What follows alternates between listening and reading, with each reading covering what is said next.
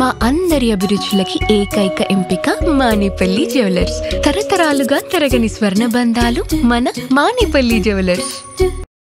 ఎక్కడ చూసినా కూడా డ్రైనేజీ, గుంతలు పడినటువంటి రోడ్లు, వెలగనటువంటి వీధి లైట్లు, అదేవిధంగా ఈరోజు జూబ్లీహిల్స్ లో కలుషితమైనటువంటి మంచినీరు మనకు దర్శనమిస్తా ఉంది.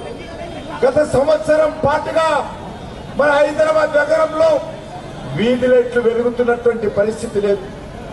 ఈరోజు కాంగ్రెస్ పార్టీ, బీఆర్ఎస్ పార్టీ ఈరోజు మనం అడగాల్సిన అవసరం ఉంది. స్వాతంత్రం వచ్చినప్పటి నుంచి కూడా ఇక్కడ నుంచి ఎమ్మెల్యేగా బీఆర్ఎస్ పార్టీ, కాంగ్రెస్ పార్టీ గెలిచింది. బీజేపీ ఎప్పుడు కూడా గెలవలేదు.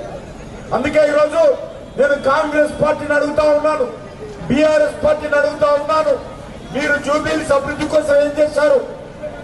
కేసీఆర్ నేను బంగారు తెలంగాణ చేస్తానని చెప్పి బంగారు తెలంగాణ చేయలేదు, బంగారు కుటుంబం చేసుకులేదు.